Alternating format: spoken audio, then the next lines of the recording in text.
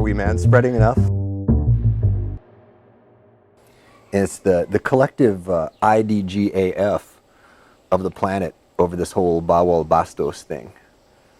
Oh, no, it just radio silence. Nothing went viral. Yeah, and I don't even see any of the usual suspects talking about it. Like, you'd think that, like, Jordan Peterson would have been like, I need to make a stand about this. You know, right. he should be grandstanding the hell out of this thing. Right. You'd think. Someone I don't see him or something. I don't see any of those guys commenting on it. I think, like, we're the only people. See, the Philippines is like that kid in the class who everyone, like, looks at and, like, they pick their nose and nobody seems to care. Even it's just kind of it's messed up. It's wrong. It's wrong. But it's why did nobody talk about it? Why did it just? That's it. It's gone. Even now, I could be wrong. Maybe the Filipino people. Maybe there's a lot of discussion still, and I don't know about that. Yeah, I'm not, like, following the Philippines papers, so the world never talked about it. No, and I mean, to me, it's something so egregiously wrong that, like, I don't care what country that happens in. Like, when China rolled out its social credit system, we were like, whoa, what the fuck, right? You know, even though, you know, China, the government, is quite hostile to us in the West, truth be told. See, we just don't care about our own, or any country that's not our own. Like, even the social credit system, it's like, it was so crazy that we cared, but for how long? True. It was something we just talked about, like, hey man, did you hear this thing? And then it's like... Yeah, it was like a blip in the news cycle, and then it disappeared. But it's still there.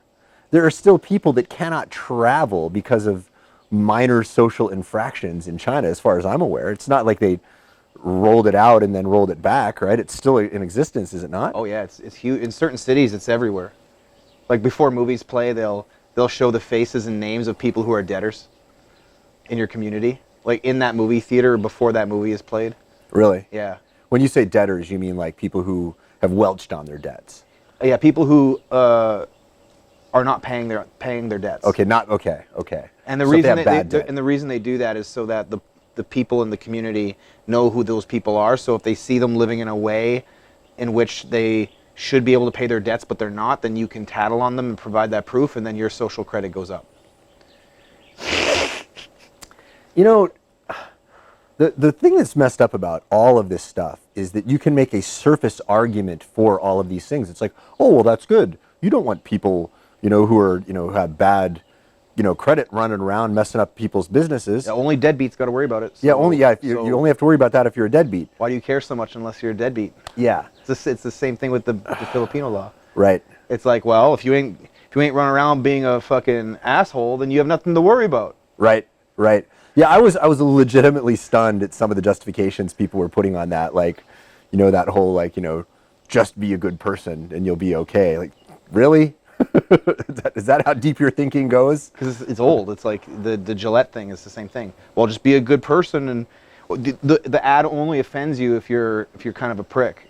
If you're just kind of like that. It's like, if you're a good person, the Gillette ad just shows you how to be a better person. It's like, no. I'm sorry, man. I don't think I'm a prick at all. I mean, I can be a prick to people when it is called for, and I reserve the right to be a prick as much as I choose to when I deem it appropriate to do so. But generally, I treat people pretty decently.